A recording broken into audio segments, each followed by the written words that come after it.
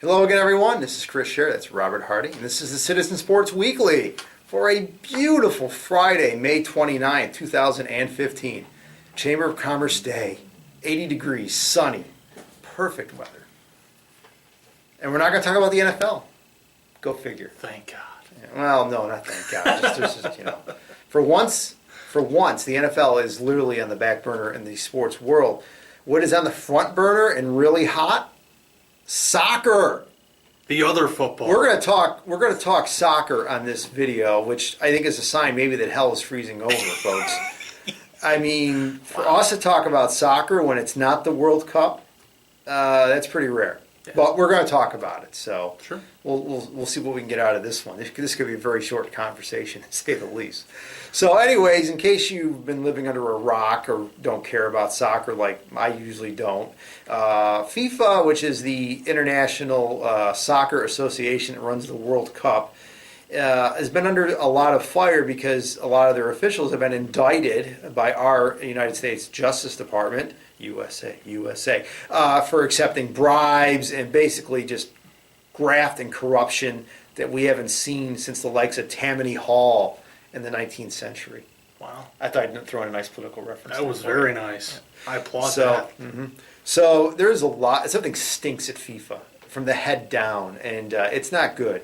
I mean, like I said, you can argue or debate about like soccer. It's not an American sport. It's a world sport. Look, it's become very popular in America. I mean, they're showing English Premier League games on live television in the United States. The ratings are up. The U.S. women's team is one of the best in the world. They start their World Cup quest next week. So, there's no denying it. Soccer, and even for me to begrudgingly admit this, soccer has become very popular in this country. Okay, and that's good. It is good. It broadens your horizons. It's good to broaden your horizons. But the corruption at the level there of FIFA, not good. And, I mean, when Qatar got the World Cup for 2022, you knew something was up. Yeah, let's give the World Cup to a country where the average temperature during the summertime is 120. Come on. You don't give the World Cup to Qatar unless you're getting massive bribes, kickbacks, okay? I'm sorry. It's not right. No offense against Qatar, although actually maybe I should take offense with Qatar because this is a country that uses slave labor to build its infrastructure, and the soccer stadiums are being built. And to be honest with you, if FIFA had any guts whatsoever, they would take the thing out of Qatar and put it in another country. And I'm not necessarily saying the United States either. Why don't you put it back in Brazil? You already built all those stadiums. They're doing nothing right now. They're wasting away. Put the thing back in Brazil. You could have it in Brazil in 2014 and then 2022. Why not? It's a great country. They love soccer. They're one of the best places in the world. Let them have it again. They've already built everything. Get some money's worth out of the place, so to speak. So, end of rant. Wow, you were fired up to talk soccer. It's all that. I am stunned. That Auburn traffic's got me riled up. Slow going on the highways around Auburn. Go ahead, Robert. Take it away. Well, They had the election today. Sepp Blatter was reelected. To no one's surprise, it was expected that he would win, and really that's where the reform has to start. You crack down on some of the officials there, which certainly was needed, but you need a change at the top. You need a change in leadership, and he's been leading FIFA now really through the rise of soccer throughout the world. Soccer, as you said, certainly has been popular internationally, but you include the United States in that, the growth of the sport here, among other countries, and he certainly has overseen a rise in the sport, and one of the consequences of that has been that he's been able to amass enormous power as FIFA president, and so a lot of this has happened. Under his watch, there's been investigations, there's been investigative journalism looking into this, and the findings aren't pretty. It makes you wonder whether FIFA can ever reform itself, whether some other entity needs to come along and replace it, because right now the way that FIFA is constructed and the way that basically every country in the world is on equal footing, which is insane. I mean, there's some of these countries don't even have soccer teams that they field, and yet they collect money from FIFA, and it's one of the reasons that Sepp Blatter has been able to stay in power for so long. So it's time for change. Unfortunately, that didn't come in the election, but I have a feeling that at some point we're going to see some change at the top, because given what happened this week with what the U.S. Justice Department did, and just the increased attention that's being paid to FIFA's activities, I don't think Sepp Blatter will be lasting too much longer in that post. My prediction is, since the United States is behind all of this, really, is that the next World Cup in 2018 in Russia, what the draw is going to be? The U.S. is going to be in a group with Germany, Italy, and Brazil. Well, it would that's seriously. I want to see what draw the U.S. gets in 2018. It'll be interesting. I mean, of course, we go back to 2014 before all this happened, and the U.S. was in the group of death, and so. And they got out of it. Yeah, they did qualify. And they did make it out. So it wouldn't shock me at all to see the U.S. get the shaft, the shaft, if you will, and. Get another tough draw. It is what it is. FIFA is not where it needs to be in terms of a international sport organization. They don't have the leadership.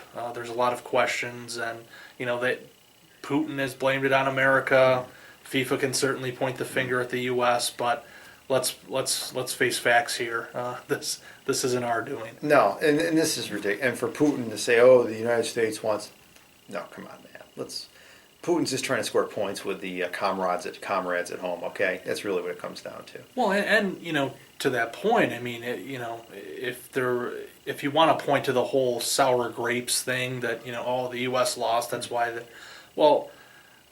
England was in it too, and really, looking at the broader United Kingdom, they've been, critics of Blatter and FIFA for much longer than the United States. So, to really point the finger at the United States at this point, yes, they're the main drivers of this, legal investigation. But in terms of general criticism, the folks over in England have been at this longer than we have. Yeah.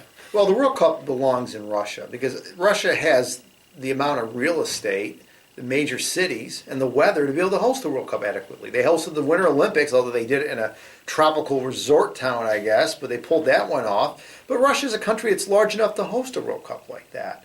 England, I think, would be large enough. I mean, Brazil, South Africa. I mean, these are major countries, okay? I mean, would you put it in Saudi Arabia? Would you put it in Israel? Would you put it in Egypt? I mean, there's a certain countries that just don't have the resources or the real estate to be able to pull this thing off. I remember when the United States hosted it in 1994. L.A., Chicago, New York, Miami. I'm not sure whether Texas had a place had games because it's so hot in Texas in the summertime. But they were held in U.S. cities that you didn't have to build a brand new stadium. You had existing facilities to be able to host these things. You didn't have to build all these white elephants like they did in Brazil a couple of years ago. So, like I said, if you want to put it back in Brazil, that's great because they've already got it all set. And again, you're just wasting money. Russia's fine because it's large enough and it has the infrastructure and the stadiums already to be able to host this thing. But it doesn't belong in Qatar. So yeah. The placement's interesting because I can remember back to when I was a kid and the World Cup was in the United States in '94. After that, and I think I have this right, the only World Cup that has been held in the Western Hemisphere since then is Brazil. Yeah. You look at you look at everything in the past. 2010 was in South Africa, of course. You look at the next one, which will be in Russia, and then Qatar, of course. It makes you wonder. Is it just a lack of bids, or what's going on here? So. Well, this brings on to me similarities with the International Olympic Committee and the awarding of different Olympic games. And there's bribery scandals back then. They talked about Salt Lake City, right. A lot of other Athens. There's other places with the Olympics that you have some you had corruption. It seems like the IOC has cleaned up its act because they realized you're going to lose your sponsorships. And realistically, folks, that's the only way any of this is going to change is if this major sponsors, Coca-Cola or IBM, major companies decide that they don't want to be associated with FIFA, that's when FIFA is going to start changing things and making reforms. So that's really the only way. The dollar, unfortunately, is everything about this because it's dollars that these corrupt officials are getting, bribes, and it's going to be advertising and sponsor dollars that are going to clean up FIFA. So now we go from probably the most corrupt sport in the world to, I think, a sport that's not corrupt. Absolutely not. But it's a sport right now that it's, I think tonight and tomorrow are going to be two of the greatest nights that you can have for this sport. And we're talking about the NHL playoffs. We have 2 Game 7s. Tonight, Lightning at Rangers. And tomorrow, I believe it's Anaheim and Chicago. I'm not exactly sure where the game is. I think it's in Anaheim, yeah. Anaheim, Chicago, 2 Game 7s. Don't get any better than this, folks. You can only hope for overtime in both games. Although if I was a fan of one of those 4 teams, I'd be going nuts right now. Luckily, I'm not. I think it's what makes hockey great. I mean, don't get me wrong. I like hockey. I really don't watch much in the regular season. In the playoffs, I do watch more. A Game 7, I will be glued to the television set because it's great drama. And Doc Emmerich doing the commentary, the play-by-play of these games.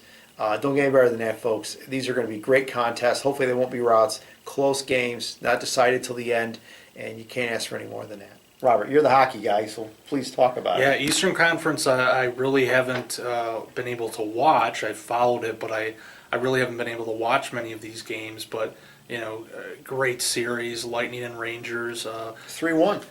Some of the exactly, and it's turned into heading into Game 7. I mean, it's tough to say who's going to pull it out. The Lightning, of course, have some former Syracuse Crunch players, which is a little bit of a local connection, and I'm looking forward to that game.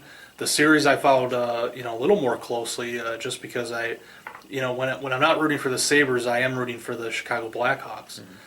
Is the Blackhawks-Ducks series, and this series has been phenomenal.